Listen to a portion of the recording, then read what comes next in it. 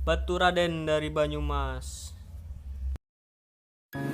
Assalamualaikum warahmatullahi wabarakatuh. Selamat berjumpa lagi dengan saya Mbah Suro. Akan mengantarkan sebuah cerita atau dongeng yang berasal dari Jawa Tengah, khususnya dari Banyumas, yaitu yang judulnya Baturaden, sebuah tempat. Nah, ceritanya begini.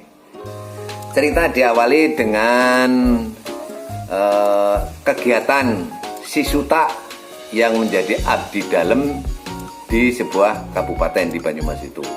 Dia suka membersihkan lingkungan dengan menyapu, ngoret, lalu mungkin mencangkul atau membersihkan apa saja yang ada di lingkungan sekitar kadipaten itu atau pendopo dan sebagainya, menjadi tugas utamanya si Suta itu. Suta adalah anaknya orang yang tidak punya. Nah, di suatu hari, di saat dia sedang membersihkan halaman belakang pendopo, tiba-tiba terdengar jeritan seorang perempuan yang menjerit-jerit minta tolong. Nah, secara refleks si Suta lalu menengok dan menuju ke tempat jeritan tadi.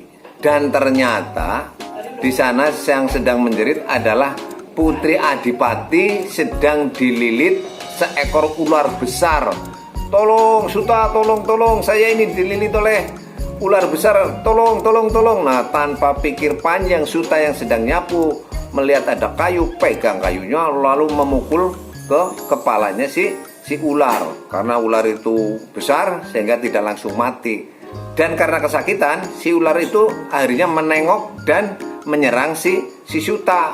Akhirnya lilitan yang pada tubuh sang putri lepas, sehingga pertarungannya sekarang antara si ular dengan si Suta. Wah, si Suta memukul dan sebagainya, tapi lama-lama terlilit juga si Suta seperti yang mau kalah. Nah, di saat dia mau dicaplok kepalanya, dia refleks memasukkan batang kayu yang untuk memukul tadi ke mulutnya si ular tadi, sehingga ular itu mental ke belakang dan lilitannya lepas, sehingga si Suta memegang lagi pokok kayu dan memukuli si ular sampai mati.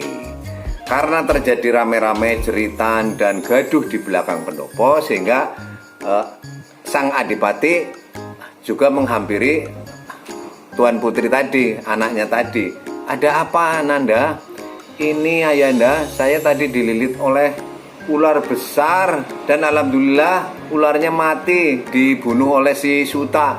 Nah, lalu si Suta dipanggil ke Kadipaten, ke pendopo, dan sang Adipati mengucapkan terima kasih. Terima kasih Suta, kamu adalah abdi dalam yang sangat setia dan pandai, dan kebetulan kamu berjasa menyelamatkan putri saya. Untuk itu saya beri hadiah sekantong emas untuk peristiwa penyelamatan anak saya tadi. Aduh, terima kasih ya Tuan Adipati, saya sebetulnya tidak membutuhkan hadiah itu. Dari gaji saya sudah cukup. Tidak apa-apa, terima saja. Dan mulai sekarang saya beri tugas baru, yaitu mengawal sang putri kemana saja. Terima kasih atas kepercayaannya ya Tuan Adipati. Nah, sejak itulah si Suta ditugasi menjadi pengawal pribadinya Tuan Putri. Tuan Putri itu anaknya sang Adipati. Kemana saja selalu ada si Suta. Karena seringnya mereka berduaan, sehingga sang putri itu jatuh cinta pada si Suta. Begitu juga si Suta, karena juga setiap hari bersama akhirnya mereka saling jatuh cinta. Nah, suatu hari si Suta memberanikan diri sowan itu menghadap sang Adipati, matur bahwa dia jatuh cinta dan melamar putrinya untuk menjadikan istri. Wah, sang Adipati marah besar. Apa? Kurang ajar kamu Suta. Kamu adalah orang yang tidak bisa berterima kasih, tidak tahu diri. Kamu itu siapa? Kamu itu jongos, batur, abdi, tidak pantas kawin dengan anak saya. Pengawal, tentara, masukkan ini orang yang tidak berguna ini ke sel bawah tanah. Nah, sel bawah tanah itu sel yang paling jelek, di mana di sana lantainya masih berair, sinar penerangannya kurang, udaranya pengap dan sebagainya. Karena kondisi seperti itu, lama-kelamaan si Suta menjadi agak sakit. Nah, di saat dia sedang merintih agak kesakitan karena demam, tiba-tiba ada suara, "Hei, Suta, Suta, siapa kamu?" "Saya disuruh Tuan Putri. Kamu ditunggu Tuan Putri di tempat kamu membunuh ular yang kemarin. Cepat. Takutnya ada yang melihat kamu. Cepat." Nah, betul saja. Si Suta menuju belakang pendopo di mana dia kemarin sudah membunuh ular, dan di sana sudah ada Tuan Putri dengan kuda 2, sehingga tanpa bilang apa-apa langsung saja naik. "Ayo kita keluar dan pergi dari kadipaten ini." Keluar, dan dia menuju ke gunung, ke lereng Gunung Slamet.